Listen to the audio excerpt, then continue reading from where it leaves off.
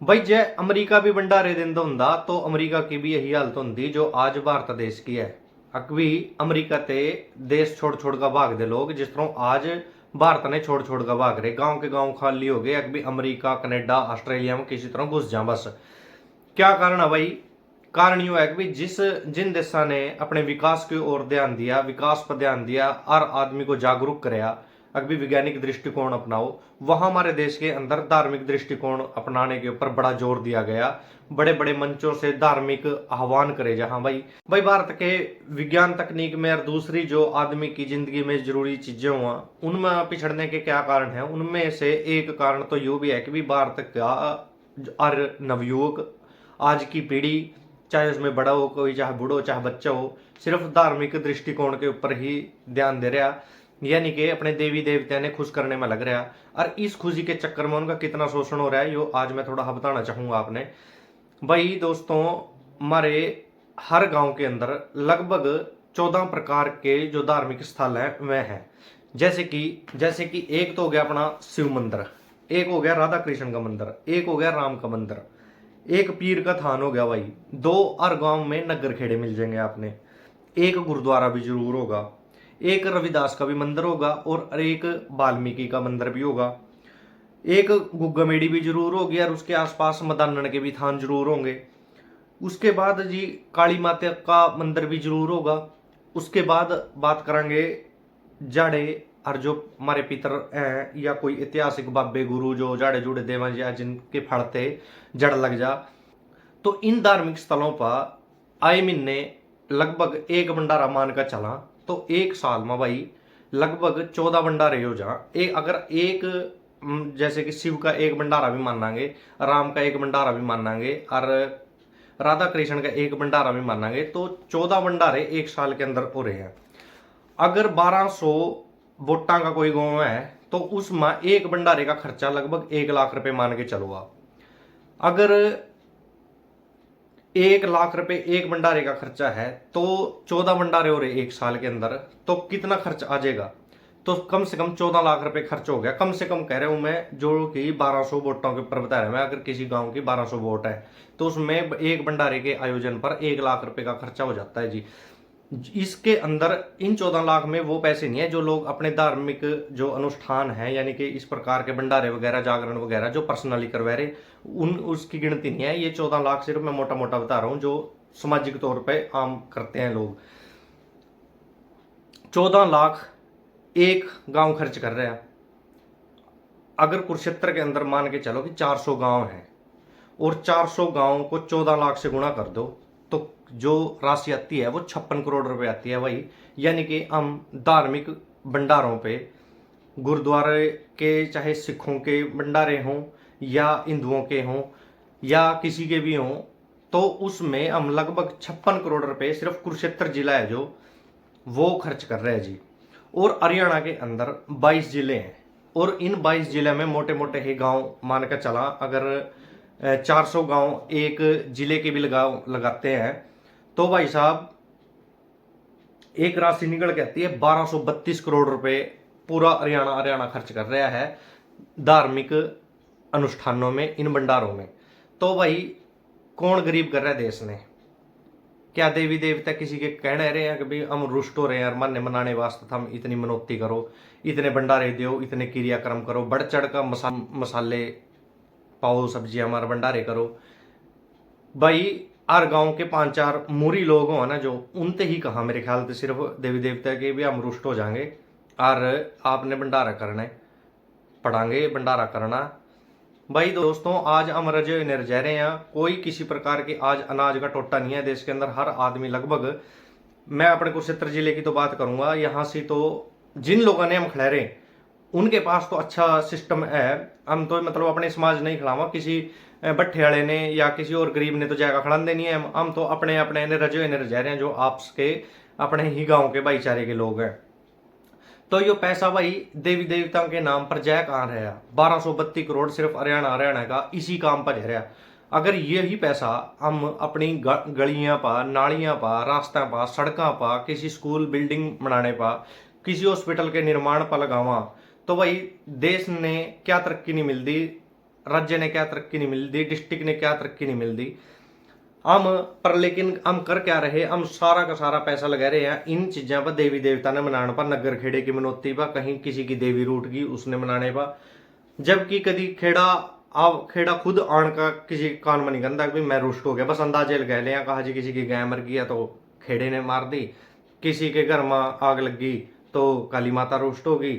तो इस प्रकार के जो अंधविश्वास हैं ये हमारे पिछली पीढ़ी ने ना समझी के कारण पैदा करे थे, जो कि जिनके पास इतने पढ़ने के स्रोत नहीं आए थे शायद। लेकिन आज की जो पीढ़ी है वह तो एजुकेटेड है और स्कूलों में सिखाया भी जाता है कि धार्मिक अंधविश्वास से हमने बचना है, और संविधान में भी इसकी प्रस्तावना है कि भी हर आदमी का कर्तव्य है कि वो समाज के अंदर वैज्ञानिक दृष्टिकोण पैदा करे। तो भाई मेरी तो जिम्मेवारी बनती है, मैं तो अपनी जिम्मेवारी मानता हूँ इस बात को लेकर कि मैं अपना जो कर्तव्य है वो धार्मिक अंधविश्वासों को खत्म करने के लिए प्रेरित करूंगा लोगों को।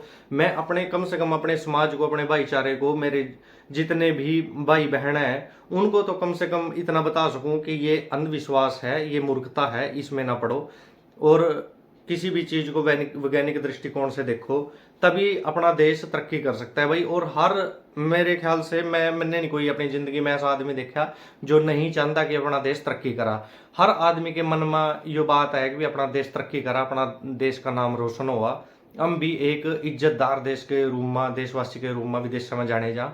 तो उन चीजों के लिए ये जरूरी है भाई कि इन चीजों के जो हमारी पिछली पीढ़ियों ने हमारे ऊपर थोप दिए, मैं तो थोप देना ही कहूंगा, उनकी नासमझी थी या अनपढ़ता थी, उनके पास स्रोत नहीं थे पढ़ने के लिखने के, वो जो जिस पर्यावरण में पैदा हुए उसी पर्यावरण में रहे, उन्होंने बाहर जाकर ही नहीं देखा। लेकिन आज तो हमारे पास ग्लोबल जो नेटवर्किंग है उसके जरिए हम सारा कुछ पता कर रहे हैं कि विदेशों में तो इस प्रकार के धार्मिक आयोजन नहीं होंगे, विदेशों में तो कोई भंडारे दे नहीं रहा। हम यहाँ एक प्रकार से बेरोजगारी से और पिछड़ेपन से जूझ रहे हैं।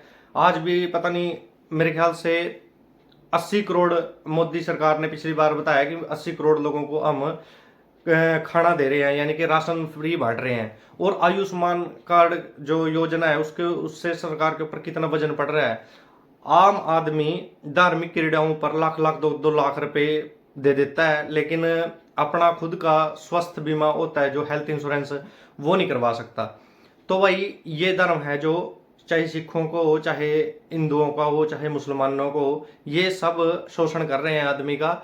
ये हमारे जो नैतिक मूल्य हैं जो जिंदगी के आम आदमी को जीवन में जीने के लिए जरूरी होते हैं उनको खोस कर सिर्फ हमारे क्या दे रहे हैं, भगवान प्रोवाइड कर रहे हैं और कुछ नहीं। देश को राम भरोसे छोड़ दिया है इन धर्मों ने, और सरकार भी हमारी तो सरकार भी राम को ही कह रही है, उसके राम का ही भरोसा मान रही है। तो भाई दोस्तों, अच्छा जो लोग ये बात कहेंगे कि ये तो हमारा इतिहास है, ये तो हमारी परंपरा है, ये अतीत है, इससे नियम छूट सकते, ये तो हमारी परंपरा है, हमारी आस्था है। भाई मैं एक बात कहना चाहूँ, हम आस्था आस्था खेलते रहो। अमेरिका और जो चीन, ऑस्ट्रेलिया वे देश, कनाडा जैसे देश विकास खेलते रहेंगे, हम आस्था ने लेके बैठे रहियो, मैं विकास कर जाएंगे, तम फिर गंदे रहियो, हम विश्व गुरु बन जाएंगे। इन हालातों से आप विश्व गुरु नहीं बन सकेंगे भाई।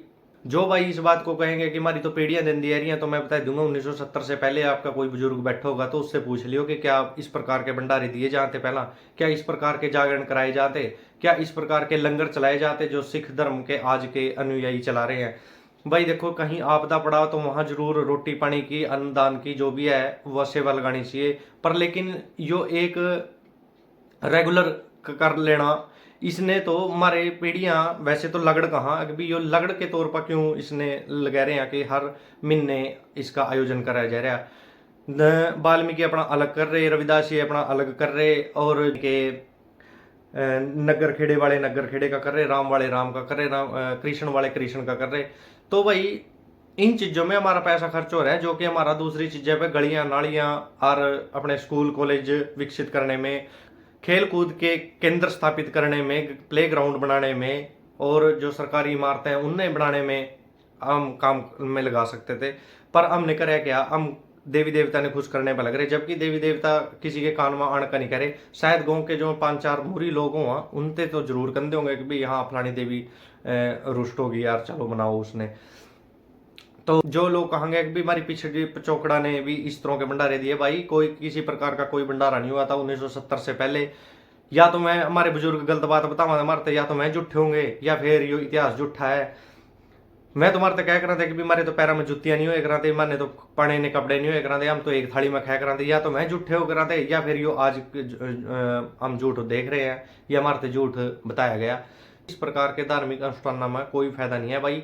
अपना समाज विकसित करना, अपने देश में रोजगार यही बच्चों ने मिल सका, इसके लिए हमने आयाम खोजने की जरूरत है। चाइना जैसे देश, अमेरिका जैसे देश एआई के लिए लड़ाई लड़ रहे हैं, और हम यहाँ से मंदिर मस्जिद गुरुद्वारा बनाने के पीछे लड़ रहे हैं। तो भाई सोचना मान्य है, समाज हमारा है।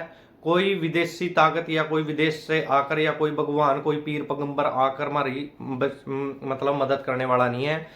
हमने खुद अपनी जिम्मेवारी समझते हुए समाज का एक नागरिक होने के नाते खुद जिम्मेवारी उठानी पड़ेगी। एक जिम्मेवार आदमी का जो फर्ज होता है वो निभाना पड़ेगा। खुद जिम्मेवारी लेनी पड़ेगी कि हाँ मैं इस समाज का नागरिक हूँ, और मैं अपने समाज को जो मेरे को यहाँ तक मिला है मैं उससे बेहतर बनाने की कोशिश करूंगा। आज की वीडियो इसी बात को लेकर थी कि लोगों ने भंडारे यानी कि धार्मिक अनुष्ठानों पर इतना खर्च कर दिया है। मैंने बताया कि 1232 करोड़ रुपए का खर्च, लगभग मिनिमम अमाउंट बता रहा हूं मैं, जो मिनिमम खर्च होता है वो इतना होता है। और इससे कितने लोगों को रोजगार मिलता है? कुछ मुट्ठी भर लोगों को या बिजनेसमैन लोगों को रोजगार मिलता है। जो आम तौर पर जो किसान है, नौकरी पेशे करने वाले हैं, गांव के लोग हैं, वो उनसे इसमें कोई भी जो है वो रोजगार नहीं मिलता। ज्यादा कर 5-4 हलवाइया ने, 1-2 राशन की दुकान वाले ने, 1-2 बर्तन मांजने वाले ने, इन्हें रोजगार मिल जा। पर लेकिन उसके अंदर 1200 वोटों में से 1000 लोगों का शोषण भी हुआ। ये बात ध्यान रखने की जरूरत है। हमने ऐसी नीतियां अपनानी चाहिए जिसमें 1000 लोगों को रोजगार मिले और सिर्फ 200 लोगों का शोषण हो। तो भाई आज की वीडियो यहीं तक थी भाई। अगर कोई भूल चूक होगी हो, गलती सलती होगी हो, किसी की आस्था ने ठेस पहुंची हो, तो उसके लिए माफी। धन्यवाद।